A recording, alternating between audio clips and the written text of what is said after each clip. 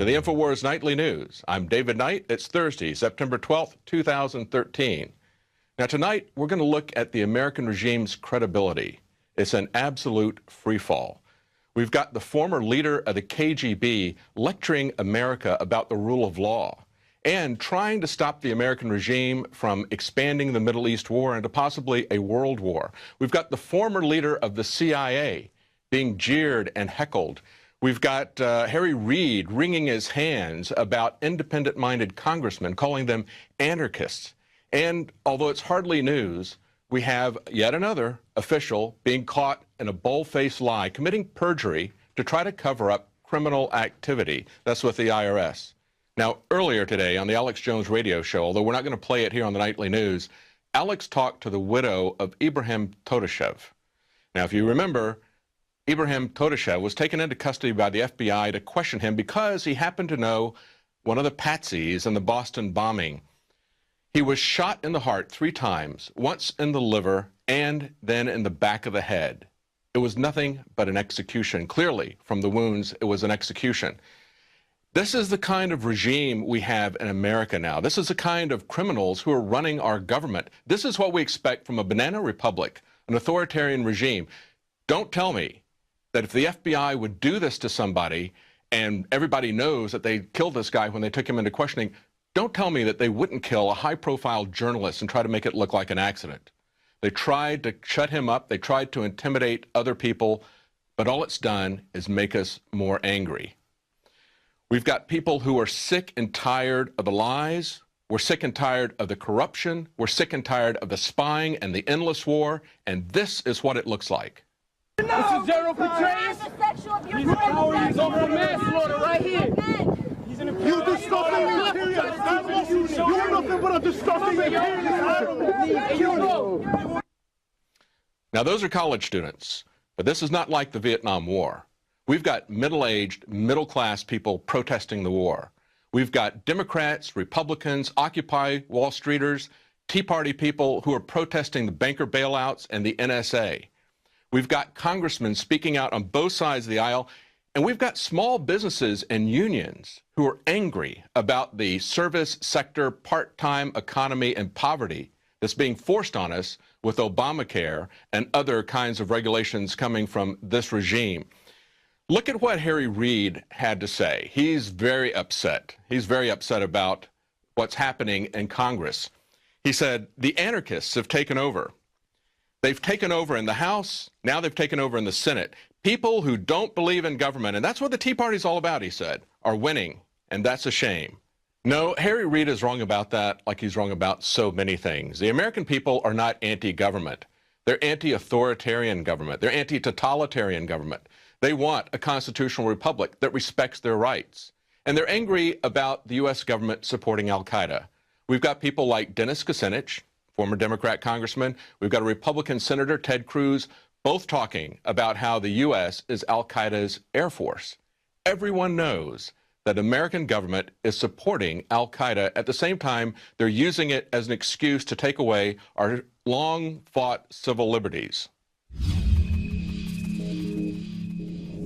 I'm Jakari Jackson with an InfoWars Nightly News Alert. We have a new article on Infowars.com.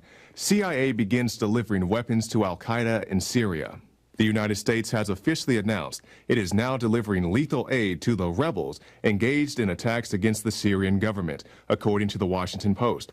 The Post reports shipments were previously stalled due to logistical challenges involved in delivering equipment in a war zone, and officials' fears that any assistance could wind up in the hands of jihadists. It's true that some of Assad's opponents are extremists, but al-Qaeda will only draw strength in a more chaotic Syria if people there see the world doing nothing to prevent innocent civilians from being gassed to death. The majority of the Syrian people and the Syrian opposition we work with just want to live in peace, with dignity and freedom. So that was President Obama admitting that some of Assad's opposition are extremists, such as the Syrian rebels he provides weapons to. But in the defense of the president, he did say he would pursue political solutions after he's finished bombing Syria. Meanwhile, back here in the States, we have this: felon charged with gun show sale to Austin officer. Prosecutors on Wednesday announced the arrest on a charge of being a felon in possession of a firearm. Rodriguez, on August 18th, allegedly sold a pistol to an undercover officer for $650. A search warrant carried out last week at the suspect's home led to the seizure of 76 firearms, including assault rifles, and also about $15,000. The article goes on to point out that Rodriguez had previously been in prison for the sale of firearms and also being in possession of a machine gun. So here in the States, if you exercise your Second Amendment rights, you get sent to prison. But if you arm Syrian rebels who behead Christians and burn churches, you're a Peace Prize winner. I'm Jakari Jackson, and this has been an InfoWars Nightly News Alert. That's right. We can't expect the government to respect our rights and our liberties when they don't respect the lives and the rights of people abroad. This is a criminal regime, and it's not just going after made-up enemies in foreign countries like it did in Vietnam. No, they're coming after us now as well, and people understand that. Look at this quote from Bill Gertz. He quoted a U.S. official as stating, "We've come full circle from going after al-Qaeda to indirectly backing al-Qaeda." Everyone knows that's true, except perhaps Rachel Maddow. She still hasn't gotten the memo. Everyone else on both sides of the aisle, both parties, the entire public understands that we are now engaging and supporting al-Qaeda. At the same time, that's the excuse to take away our civil liberties. Look at what Putin said in his emergency warning to America. Now, certainly, I don't agree with a lot of what he said about the United Nations. I don't think that we should surrender our sovereignty to them. I don't think that they're the ultimate legal authority. But he had a lot of things that were very true that he was saying about America. And everyone respects the fact that he's being upfront and talking about things in a way to try to create peace.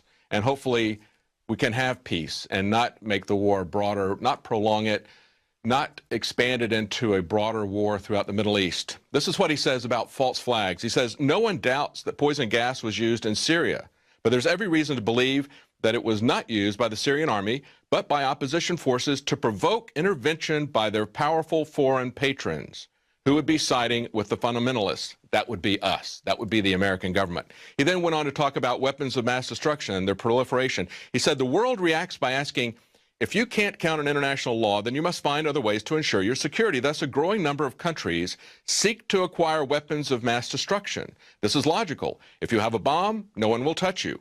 We are left with talk of the need to strengthen non-proliferation, when in reality, this is being eroded." Exactly the opposite of what we're told. We're told that they've got to go in and take out weapons of mass destruction, but they understand that when Gaddafi gave up his weapons of mass destruction, they came after him. They understand the only way that they're safe is if they have some kind of a deterrent. And so it actually has exactly the opposite effect. It actually creates more proliferation of these kind of weapons of mass destruction. Then he talked about the failure of U.S. foreign policy. He said, "It's alarming that military intervention in internal conflicts in foreign countries has become commonplace for the United States. Is it in America's long-term interest? I doubt it. Millions around the world increasingly see America not as a model of democracy, but as relying solely on brute force, cobbling together coalitions under the slogan, 'You're either with us or against us.' But brute force has proved ineffective and pointless." And he gives examples of that. Now, of course, one reason the Obama administration, or I should say regime, was so anxious to get involved in yet another war was to cover up the scandals here at home. Remember the IRS scandal? We certainly do. And it is much broader, much more severe than anything that Nixon was impeached for. And he was impeached for using the IRS against political enemies. This is what Lois Lerner said a few months ago. Members of this committee have accused me of providing false information when I responded to questions about the IRS processing of applications for tax exemption. I have not done anything wrong. Well, eventually the truth comes out. She said that in hearings in May. But we learned today that emails in February of 2011, she advised her staff, she said counsel and her advisor, Judy Connell, need to be in on this, talking about the Tea Party audits. She said Cincy should not have these cases. That would be Cincinnati. Now, remember in May, the testimony from IRS Commissioner Stephen Miller was saying that this was just the work of 2 rogue employees in Cincinnati, and Ms. Lerner suggested that her office had been totally unaware of the pattern of targeting conservative Tea Party groups until she read about it in the newspaper. Finally, there's this admission in the emails. A Democrat senatorial campaign committee complained to the FEC that conservative groups like Crossroads GPS and Americans for Prosperity should be treated as political committees rather than 501c3-4s. She said, perhaps the FEC will save the day, she wrote back. There you go. That's the political targeting that they're looking at. Now you can watch the InfoWars Nightly News streaming live as it happens for free. Check it out at Infowars.com/show.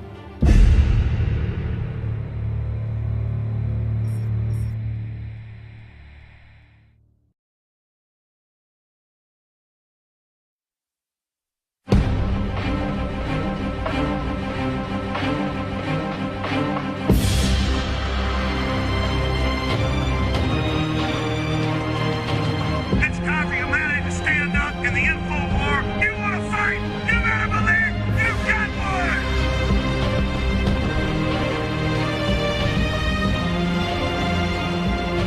Lecturing America about the rule of law and trying to stop the American regime from expanding the Middle East war into possibly a world war. We've got the former leader of the CIA. To the InfoWars Nightly News, I'm David Knight. It's Thursday, September 12th, 2013. Now tonight, we're going to look at the American regime's credibility. It's an absolute free fall. We've got the former leader of the KGB.